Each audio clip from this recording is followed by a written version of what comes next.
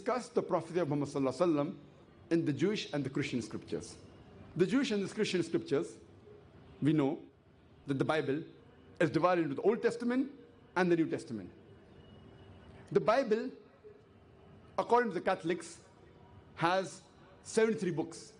According to the Protestants, they have thrown out 7 books as apocrypha, doubtful from the Old Testament. So total Bible contains 66 books. So the New Testament of the Catholics and the Protestants contain 27 books.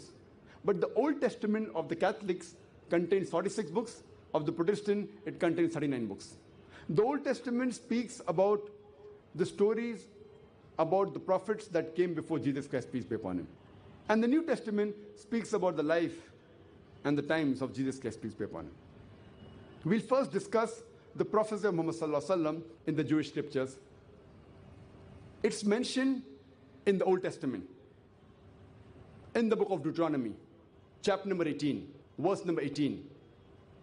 It says, Almighty God says, I shall raise them a prophet from among thy brethren, like unto thee, and I shall put my words into his mouth, and he shall speak all that I command him. This prophecy says, I shall raise them a prophet from among thy brethren, like unto thee, like Moses, peace be upon him.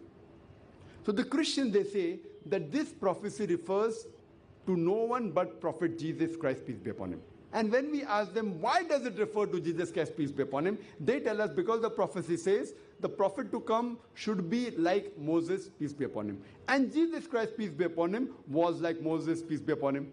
And when we ask them, how are they alike? They tell us that Moses and Jesus, peace be upon them, both of them were prophets of God, and both of them were Jew. That's why this prophecy is talking about Jesus Christ, peace be upon him. If these two are the only criteria, for the fulfillment of the prophecy that he should be a Jew and he should be a prophet of God, then all the prophets mentioned in the Bible after Moses, peace be upon him, fulfill this prophecy. For example, Prophet Solomon, Ezekiel, Isaiah, Daniel, Hosea, Joel, John the Baptist, peace be upon them all. All of them were prophets of God and all of them were Jew. All of them fulfilled the prophecy. If we analyze, we come to know that this prophecy befits no one better than the last and final messenger, Prophet Muhammad sallallahu alaihi wasallam. Let's analyze what does the prophecy say. The prophecy says, I shall raise them a prophet from among their brethren, like unto thee, like unto Moses, peace be upon him. If we analyze, Moses and Muhammad, peace be upon them, both of them were born naturally. But Jesus Christ, peace be upon him, he was not born naturally. He was born without any male intervention. And this is mentioned in the Quran in Surah Al-Imran, chapter number 3, verse number 45 to 47, and is also mentioned in the Bible, in the Gospel of Matthew, chapter number 1, verse number 18, and the Gospel of Luke, chapter number 1, verse number 35, that he was born without any male intervention. He was born miraculously. Therefore, Prophet Muhammad, peace be upon him, is like Prophet Moses, peace be upon him, and Prophet Jesus is unlike Prophet Moses, peace be upon them. Further, if we analyze, Prophet Muhammad and Prophet Moses, peace be upon them, both of them were married and they had children. But according to the Bible, Jesus Christ, peace be upon him, he was not married and he had no children. So Jesus is unlike Moses and Muhammad is like Moses, peace be upon them all. Further, if we analyze, Prophet Moses and Prophet Muhammad, peace be upon them, both of them, they died a natural death. But Prophet Jesus Christ, peace be upon him, he did not have a natural death. According to the Quran, we believe that Jesus Christ, peace be upon him, he was raised up alive. Surah Nisa, chapter number 4, verse number 157 and 158. He did not die, we believe. Even if you read the Christian Bible correctly, even according to the Christian Bible, we can prove he did not die, he was not crucified. But the Christians think that Jesus Christ, peace be upon him, he died on the cross, he was crucified. For more details regarding this topic, refer to my video cassette and the debate, was Christ crucified? But even if we agree for sake of argument, what they say is right, we have to agree that Jesus Christ, peace be upon him, he did not have a natural death.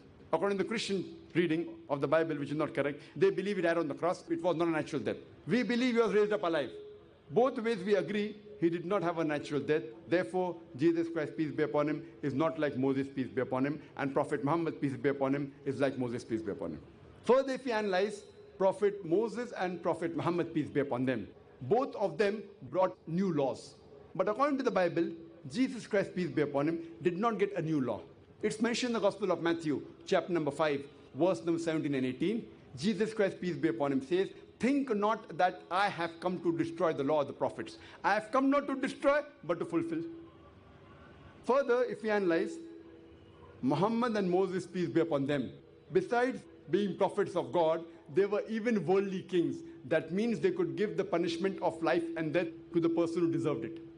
They could give the punishment of death to the person who deserved it. Where Prophet Jesus, peace be upon him, he could not do that. And it's mentioned in the Gospel of John, chapter number 18, verse number 36. Jesus Christ, peace be upon him, says, "My kingdom is not of this world." And further, if we analyze, Moses and Muhammad, peace be upon them, both of them, their people, they accepted them as prophets of God as a whole. But Jesus Christ, peace be upon him, his people as a whole, they did not accept him as a prophet. It's mentioned in the Gospel of John, chapter number 1, verse number 11, that they all forsook him. So here when we analyze, we come to know that Moses and Muhammad, peace be upon them, are alike, and Moses and Jesus, peace be upon them, they are unlike. So this prophecy refers to no one but Prophet Muhammad, peace be upon him. The prophecy further says, "I shall raise them a prophet from among thy brethren." And we know that the Arabs are the cousins of the Jews. Moses was a Jew, Muhammad sallallahu alaihi wasallam was an Arab. Peace be upon them both. So Arabs and Jews are cousins. Furthermore, the prophecy says, "I shall raise them a prophet from among thy brethren, like unto thee, and I shall put my words into his mouth, and he shall say all that I command him." We know that Muhammad sallallahu alaihi wasallam used to get the wahi from Allah subhanahu wa ta'ala, and used to repeat verbatim whatever was revealed to him. It was as though words were put in his mouth, and used to repeat whatever Almighty God used to say. So this prophecy refers to no one but the last and final messenger, Prophet Muhammad sallallahu alaihi wasallam.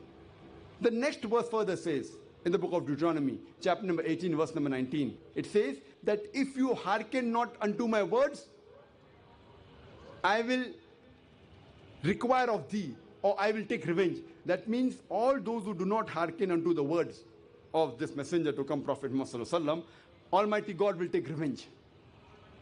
It's further mentioned in the book of Isaiah, chapter number 29, verse number 12. It says that the book shall be given to him who is not learned. The book shall be given to a prophet who is not learned. And when it is said, "Read this, I pray thee," he will say, "I am not learned."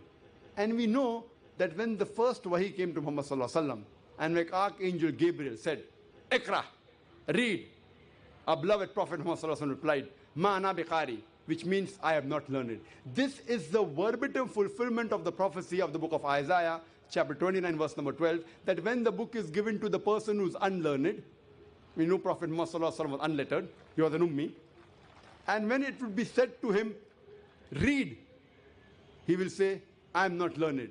And that's what he said, "Ma ana biqari." Prophet Muhammad, peace be upon him, is also mentioned by name in the Old Testament. It's mentioned in the Song of Solomon, chapter number 5, verse number 16. It says in Hebrew, "Hikkum ametakim vikulli Muhammadim zaydudi zairai baina Jerusalem," which means his mouth is more sweet. He is altogether lovely. He is my beloved. He is my friend, O daughters of Jerusalem. They have translated Muhammadim as altogether lovely. But in the Semitic languages, like Arabic or Hebrew, they add im as a respect. Like to Elo, God, that Elohim for respect.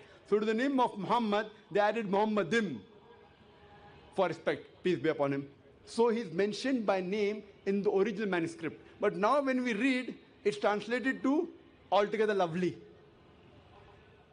With those who never let go of things.